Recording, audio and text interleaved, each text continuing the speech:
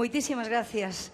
E para min, de verdade, penso que se me nota un gratísimo placer atoparme unha vez máis aquí, ca miña xente, coa miña xente, como di este meu último traballo discográfico. Gracias de todo corazón.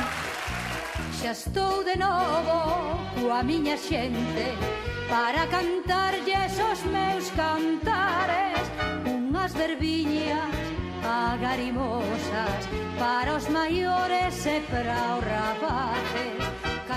Dixo Anaquiro coa súa xente, e esa era especialmente a da emigración. Aquí está en 1990 no Centro Galego de Mollet, en Barcelona. Antes diso, chamarana para cantar, pero avisárana de que non tiñan moitos cartos. Iso non era un problema para Anaquiro.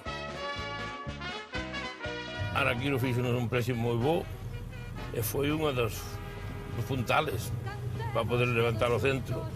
Abarrotado de todo. O pai e a mãe e a nai que viñeron estaban asustados porque subíanos por encima das vallas a xente para ver a Anaquiro.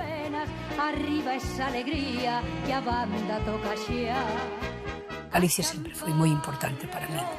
Ese curruncho verde importantísimo na miña vida e que me moveu tantas veces a coller un avión con moito medo, a maioría delas, pero non me importou con tal de levar un suspiro, un anaquiño de suspiro da nosa terra aos nosos emigrantes.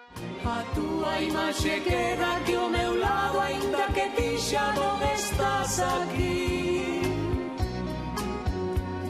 E cando volva a verte será tonto repetirche que te quero.